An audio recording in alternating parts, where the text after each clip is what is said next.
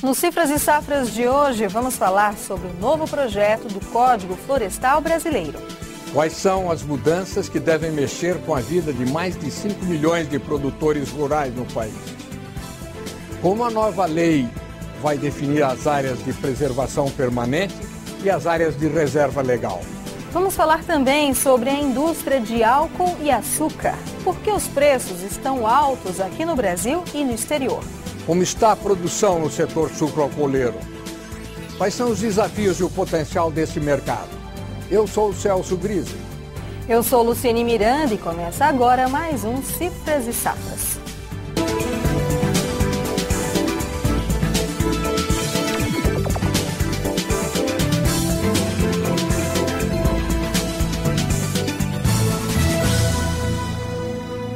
No Cifras e Safras da semana passada, falamos sobre a sustentabilidade na agricultura e na pecuária.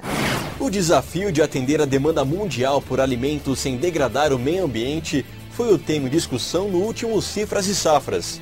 Tivemos a presença de dois convidados, os especialistas em sustentabilidade, Cal Machado e Aron Zilberman.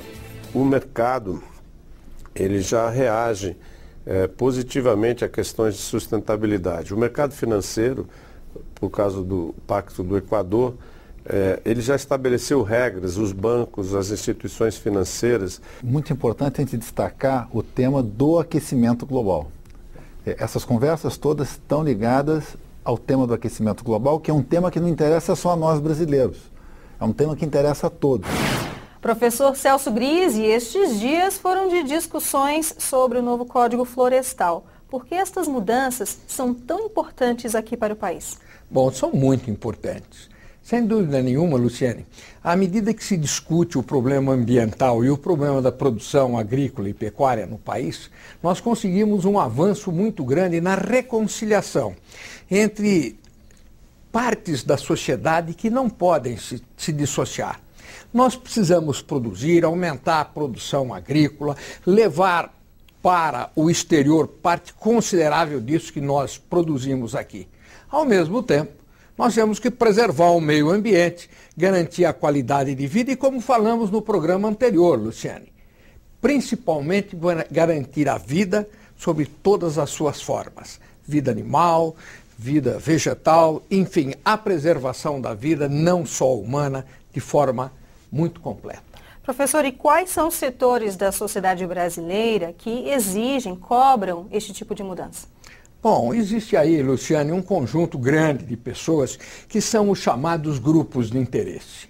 Esses grupos de interesse estão entre as pessoas mais representativas, eu diria, os ambientalistas. Os ambientalistas têm por até um dever de consciência, de pensar nas águas, de pensar nos oceanos, de pensar, enfim, na terra, na vida de modo geral. E cobram muito fortemente isto do agricultor.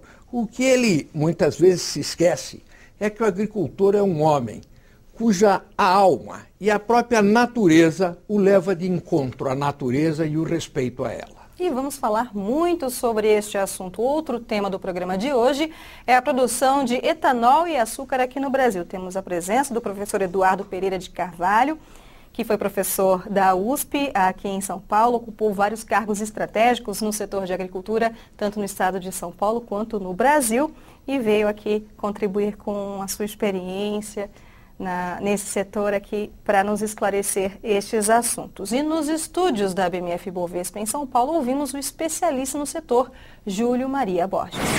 As pessoas se perguntam por que o preço do etanol está tão alto nos postos de combustível em todo o país. Sobre isso, eu converso agora com um especialista no assunto, que é Júlio Maria Borges, diretor da Job Economia. O que aconteceu? Aconteceram uma série de fatores que se somaram no sentido de faltar o produto álcool. A frota de carros, ela cresceu muito rápido. O açúcar, ele se apresentou com preços muito bons, então a preferência do produtor foi fazer mais açúcar e menos álcool. E, além disso, o clima prejudicou um pouco o tamanho da safra. Então, a expectativa que se tinha em função dessa conjunção de fatores era que o produto fosse faltar, mas a intensidade da falta, o estresse da falta, ele foi muito maior do que a gente imaginava. Isso lembra um pouco, não é a mesma coisa. Final dos anos 80, início dos anos 90, quando faltou álcool e a frota de veículos a álcool não andava, não se movimentava. Agora a situação não chegou nesse nível, mas o que aconteceu foi um racionamento branco de álcool. E quando o preço do etanol vai se normalizar? Deve se normalizar rapidamente. A safra, a partir dessa semana, no Centro-Sul, ela está retomando níveis intensos de moagem. A oferta de álcool vem crescendo rapidamente, os preços estão caindo muito rápido. Olha, eu diria para você, Luciane, que até na primeira quinzena de maio nós devemos ter uma situação normalizada de álcool combustível no país. Agora, a normalização do preço do etanol agora, em maio, será possível, professor Grise? A gente vai poder ir ao posto de gasolina, ao posto de combustíveis e encher o tanque numa boa para fazer uma viagem? Não é fora de hipótese. É de se esperar, a safra está começando a andar. Mas melhor do que eu responde isso o professor Eduardo. Olha, deixa eu dizer uma coisa para vocês. A normalidade, na verdade, é você ter o álcool hidratado que alimenta os carros flexíveis que estão aí no mercado. Mais de 50% da nossa frota hoje é de carro flexível.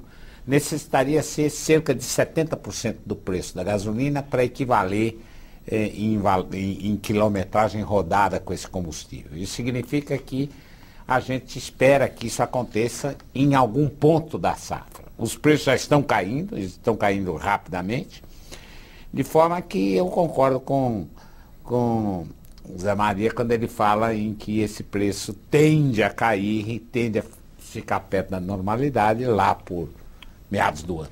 Ok, e daqui a pouco vamos falar mais sobre o setor de etanol e açúcar e também conhecer detalhes sobre o novo Código Florestal. Aqui no Cifras e Safras, voltamos já.